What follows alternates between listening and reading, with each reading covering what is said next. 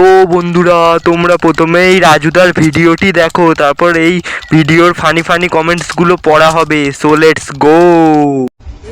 ये की ओरिजिनल दार्जिलिंग है ना? दार्जिलिंग कितने करके है लेग में? ये 220 का है, बड़ा साइज वाला और ये कितने का? ये 220 और एक तो बड़ा होलो सीधन वाला देखो। চলো ভাই। রাজুদা তুমি কিন্তু বাংলার জনি সিং। রাজুদার তো পুরো শিকারির মতো চোখ।